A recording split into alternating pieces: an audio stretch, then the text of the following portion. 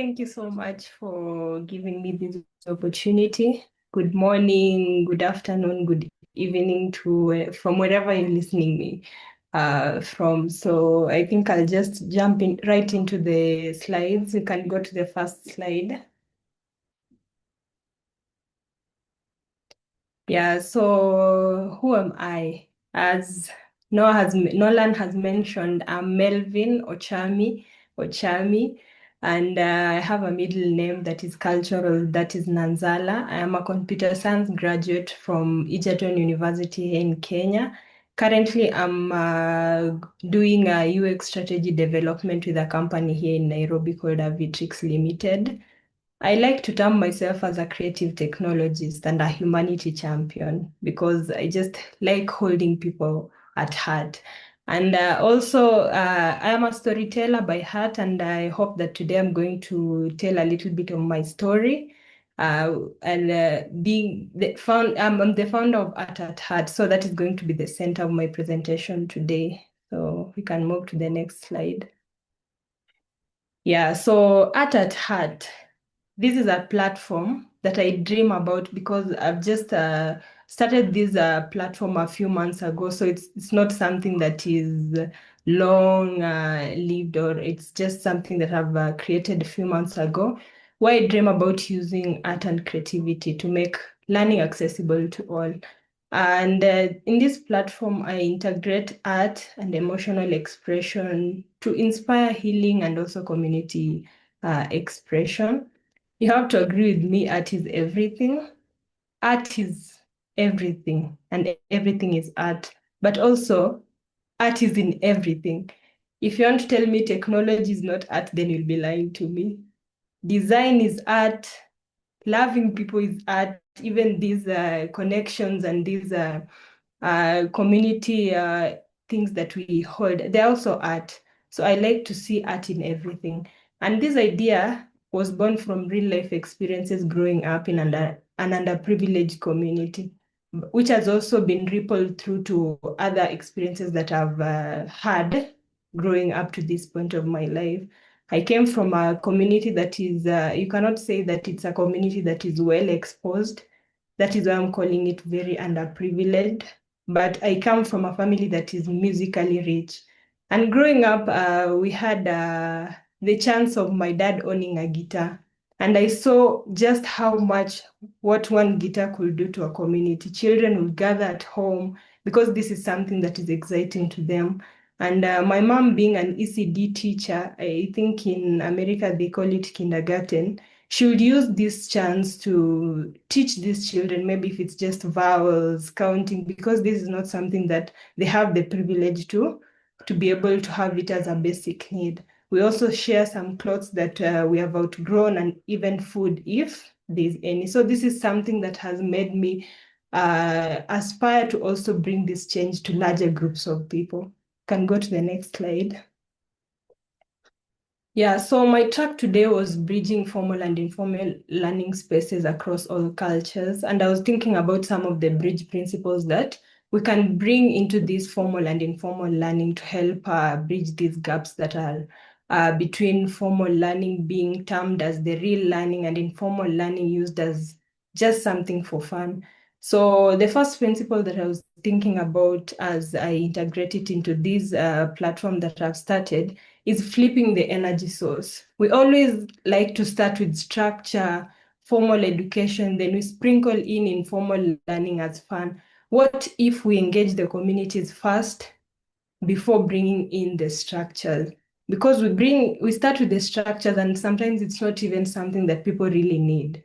As a UX UI person, I always like to think, what is it that the people that I'm designing these things for need? So we need to flip the energy source. If we are to carry along all these other people, someone who's graduated from a tech course, I just remember coming from that very little community. I've been admitted in Egerton University, no laptop, no experience in computer science, and I felt so misplaced at that time. Everyone talking about how in their communities they have learned something through coding, but I come from a community where technology was nothing. that we could understand completely. Another principle that I was thinking about was how to merge spaces and not just content. You hear about hackathons and you think about how I need to have skills in programming and all sorts of things. What if we hold coding workshops in music studios? That is something that will engage people. What if we learn mathematical principles and terms in market spaces? What if we teach history through community murals, something that's going to engage the communities and bring people together and make learning fun? Then another principle that I was thinking about is keeping the dignity of both. We have to understand that while we dream about bridging the formal and informal learning spaces, we have to understand that sometimes you bring in informal learning and you just dilute the formal learning principles and everything, and it becomes fluff. That's something that's not going to help the community. But we also have to think of a way that we do not kill the spontaneous nature of informal learning. We have to find a balance to keep the dignity of both. And the last principle that I was thinking about is letting the culture and storytelling to do the heavy lifting.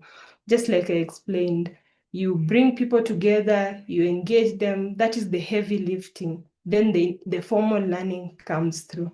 Maybe you can move to the next slide.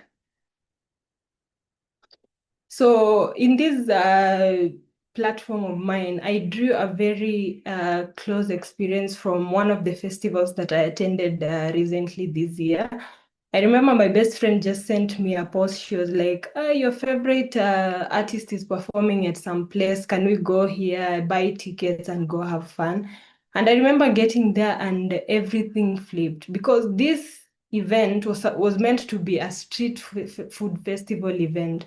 But we got there, just look at the amount of youth that this event pulled. And it was not just about the music and the food and the fun. There was Korean restaurants, there was entrepreneurship tents, there was artifacts being sold. There was people from the health, as you can see, this is tablets. We have waste management tents. We had agricultural spaces where people used these spaces to teach the youth about house plans. And we had another tent that people were talking about the innovation of creating charcoal from charcoal dust and clay. We had a table that was a technological table. So I remember I didn't even stay long enough to have the chance to listen to my favorite musician performing, but I learned so much from these places. And I was like, if Nairobi street festivals can do it, we can do it also for the communities that are back at home, where we engage them in the things that they're familiar with. Then we bring in the formal learning about technology, about health, about all these other things. We can move to the next slide. And I'll be lying to you if I say that there's any idea that comes without anticipated challenges. And some of the challenges that I think I will be anticipating as I continue with my platform is the access gap. We might think it's easier because Nairobi Food Festival is doing this in the urban center, which is Nairobi. So it's easier to pull youths and bring them together through music because they have the resources, they have the money to buy these tickets. But what happens to the underprivileged communities back at home? Maybe gathering people, having the resources to do all this together can be a challenge. We have community acceptance because we think formal learning is the real learning. So in places where we go to school, that is termed as the real learning. So we will face challenges of people having to accept or embrace this idea of uh, formal learning in informal spaces. Then sustainability, I've just realized that these few months or few years that I've stayed out of school after graduation, everything needs money.